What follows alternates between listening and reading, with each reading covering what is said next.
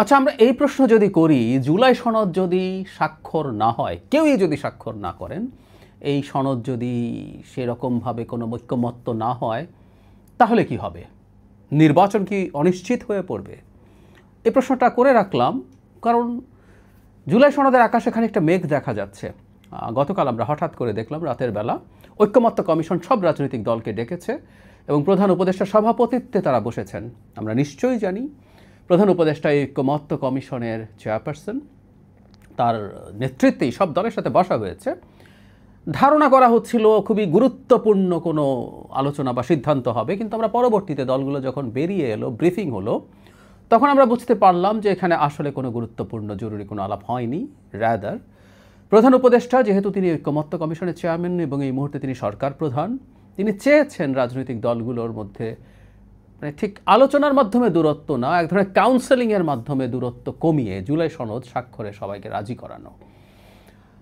জুলাই সনদের চূড়ান্ত কপি যখন দলগুলোর কাছে পৌঁছে যায়, তখন আমরা কিছু দলকে দেখেছি তারা তাদের সামাজিক মাধ্যমে বা অন্যান্য মিডিয়াতে কথা বলেছেন যে জুলাই সনদ যেইভাবে গেছে, বিশেষ করে বাস্তবায়ন নিয়ে যা বলা হয়েছে, সেটা তারা কোনোভাবেই অ্যাগ্রি করেন না।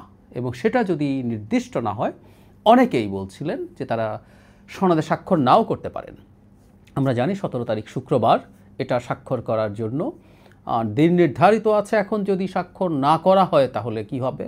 সেই গুমট পরিস্থিতিটাকে খানিকটা সহজ করার জন্যই প্রধান উপদেষ্টা সবার সাথে বসেছেন বলে মনে হয়। কিন্তু এরপর অনিশ্চয়তা রয়ে গেছে। এনসিপি বেশ শক্তভাবেই বলেছে তারা এখনও আসলে নিশ্চিত নন কি করবেন তারা।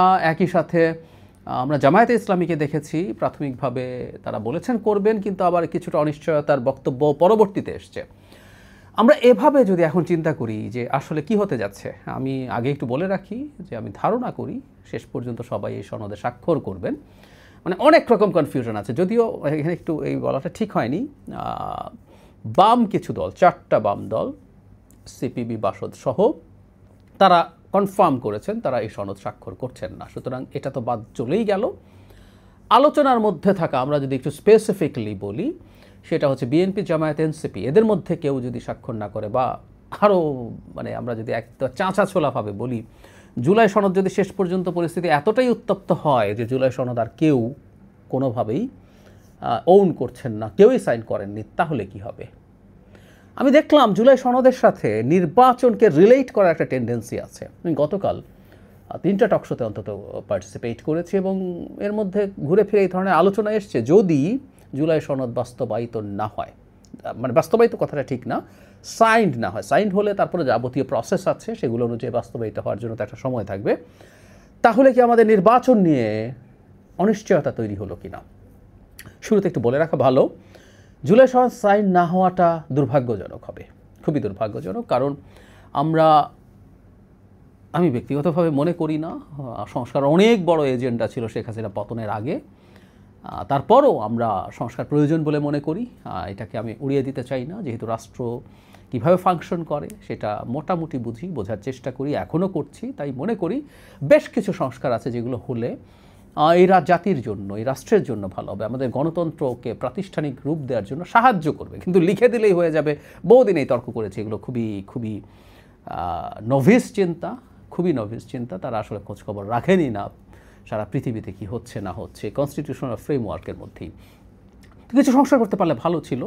এবং আমি মনে করি, সত্যিকার অর্থে মনে করি, সবার নোট অফ ডিসেন্টগুলো যদি সরিয়েও ফেলি, যে চেহারা দাঁড়াচ্ছে আমাদের সংস্কারের, জুলাই সনদের, আমি মোর দ্যান হ্যাপি। আমরা মানে অনেক কিছুই দীর্ঘদিন ভেবেছি হয় নাই, কিন্তু হয়েছে। আমি একটা জাস্ট বলি, অনেক কয়টা আছে, কিন্তু একটা যদি বলি, বিচার বিভাগের পূর্ণাঙ্গ পৃথকীকরণ হচ্ছে সচিবালয় সহ, বিরাট অর্জন, বিরাট অর্জন। আবারও বলছি, এটা টেকনিক্যালি হয়ে গেলেই যে সবসময় স্বাধীন বিচার বিভাগ হয়ে যাবে তা না, সেটা আরেক আলোচনা। কিন্তু এই যে আমরা যেহেতু থিওরিটিক্যাল আলোচনা করছি, যাই হোক, এই সনদটা স্বাক্ষরিত হওয়া উচিত নোট অফ ডিসেন্ট সহই। নোট অফ ডিসেন্ট সহ মানে হচ্ছে যারা যারা যেটা নোট অফ ডিসেন্ট দিয়েছেন তারা যদি ক্ষমতায় যান, তারা যদি সেটা করতে না চান, সেটার মধ্যে উচ্চবাচ্য করা ঠিক হবে না, ঠিক হবে না। কারণ ও তো বলেই দিচ্ছে এটা মানবে না, তাহলে কি করার আছে? যেটা করার আছে সেটা হলো রাজনীতি করার আছে। যারা মনে করেন এটা দরকার আছে তারা মাঠে যাবেন, জনগণকে বোঝাবেন। যারা মানেননি, তারা না মেনে কতটা ক্ষতি করছেন জাতির, জনগণের, তারা কতটা শেখ হাসিনা হয়ে উঠতে চাইছেন, এগুলো বলবেন। এগুলো বলার মাধ্যমে রাজনীতি হবে, বিএনপির ওপরে চাপ তৈরি হবে যদি বিএনপি ক্ষমতায় যায়, যেগুলো যেগুলো সে মানে নাই তখন সে নিজেই করতে পারে, না হয় যারা বলছেন তারা জনগণকে কানেক্ট করতে পারলে তারা নির্বাচিত হয়ে সব কিছু করতে পারবেন। সো এই প্রসেসেই চলার কথা, কিন্তু না, যদি সেটা না হয় তাহলে কি দাঁড়াবে? নির্বাচনের সাথে কি আসলে এই সনদ স্বাক্ষর জড়িত? আমরা এভাবে যদি চিন্তা করি, এই সরকার ক্ষমতা নিল, অন্তর্বর্তী সরকার, এবং একটাও সংস্কার কমিশন তৈরি হলো না, কোনো সংস্কার হলো না, কোনো ঐক্যমত্য কমিশন না, কিছু না, তাহলে কি হতো? তার কাজ কি ছিল? একটা অন্তর্বর্তীকালীন সরকার যখন এই ধরনের পরিস্থিতিতে দায়িত্ব নেয়, তার কাজ হচ্ছে বাংলাদেশ যেহেতু কনস্টিটিউশনালি একটা গণতান্ত্রিক দেশ, গণতান্ত্রিক ব্যবস্থায় তাকে তুলে দিয়ে যাওয়া। শেখ হাসিনার বিরুদ্ধে মূল অভিযোগ ছিল শেখ হাসিনা দেশের নির্বাচনী ব্যবস্থাটা তাকে ধ্বংস করে দেশের গণতান্ত্রিক ব্যবস্থাটাকে নষ্ট করেছেন।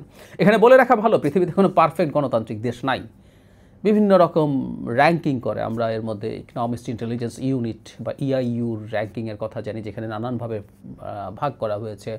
আমরা ফ্রিডম হাউসের কথা জানি, আমরা বেরটেলসম্যান স্টিফটুংয়ের কথা জানি, যারা বিভিন্নভাবে গণতন্ত্রকে র্যাঙ্কিং করে। তো ইআইইউ অনেক আমাদের জানা আছে, যাদের সর্বোচ্চ ক্যাটাগরিটা হচ্ছে মানে ফুল ডেমোক্রেসি, নিচে ফ্লড ডেমোক্রেসি, হাইব্রিড রেজিম, তারপর হলো অথরিটারিয়ান। তো ফুল ডেমোক্রেসি যেগুলো আছে সেও কি সব পয়েন্ট পায়, হাইয়েস্ট সব মানে যত পয়েন্ট আছে সব পায়? উত্তর হচ্ছে পায় না। সো পারফেক্ট কোনো গণতন্ত্র নাই।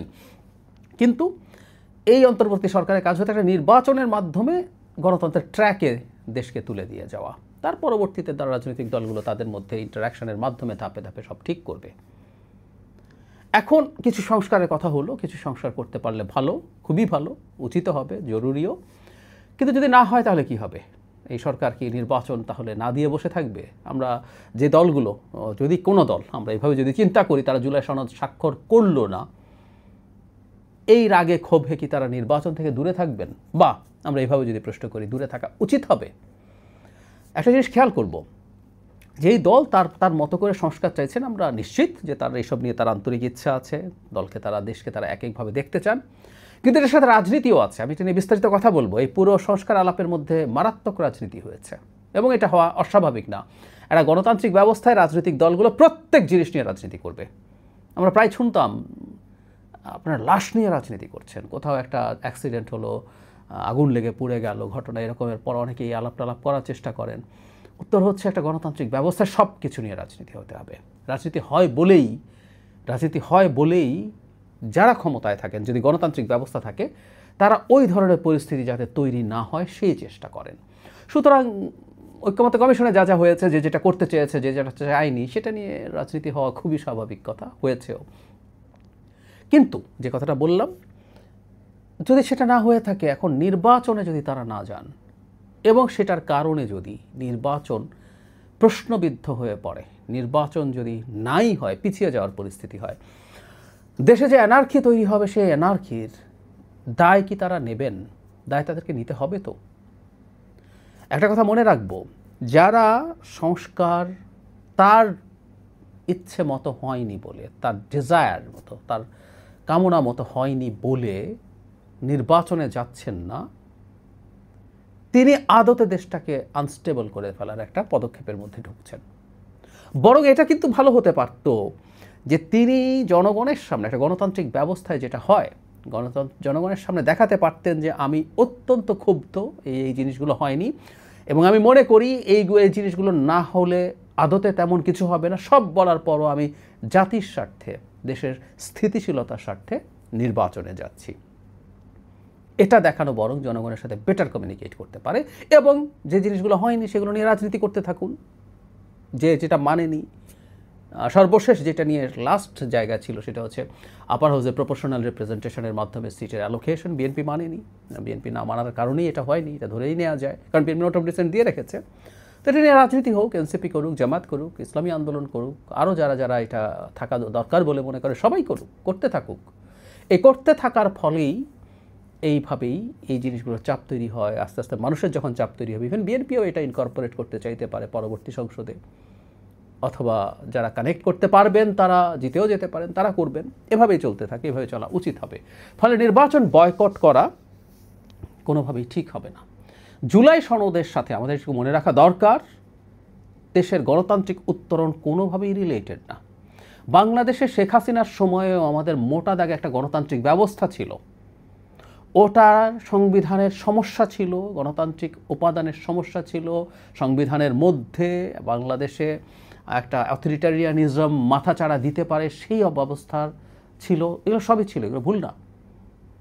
কিন্তু আমরা একটা গণতান্ত্রিক ব্যবস্থাতেই ছিলাম যে কোনো বিবেচনায়।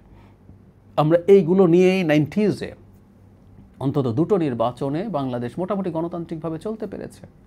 পরে 2001, 2008-কে ও যেহেতু নির্বাচন মানে তত্ত্বাবধায়ক বাতিল করে দিবে, সেই সরকারটাও ভালো ছিল না। সো এই ঘটনাগুলো তো আমরা দেখেছি।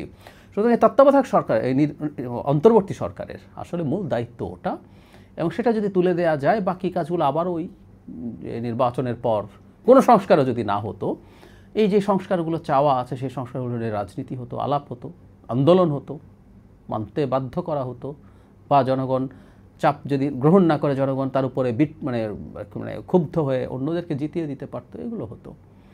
বটম লাইন হচ্ছে, আমি মনে করি সনদ স্বাক্ষরিত হবে। আমি জাস্ট তাত্ত্বিকভাবে কথাগুলো বললাম, কারণ এই আলাপ হচ্ছে, এই ধরনের একটা ঠ্যাক দেওয়ার চেষ্টা হয়তো হচ্ছে। এতেও সমস্যা নেই, রাজনীতিতে চাপ প্রয়োগ হতেই পারে, কিন্তু আমি মনে করি শেষ পর্যন্ত সবাই এই সনদ স্বাক্ষর করবেন যে অবস্থায় আছে, নোট অফ ডিসেন্ট সহ। আর খুব ভালো হয় আসলে যদি আলোচনার মাধ্যমে বাস্তবায়নের একটা পদ্ধতি ঠিক করা যায়, যদিও এখনও গণভোট আগে হবে না, নির্বাচনের দিন হবে। এই দুটার মধ্যে আসলে ইম্প্যাক্টগত কোনো পার্থক্য নাই, লজিস্টিক্যাল কিছু এদিক সেদিক হতে পারে, কিন্তু না, এগুলো ইস্যু করা হচ্ছে। আবার বলছি, এগুলো রাজনীতি আসলে মূলত।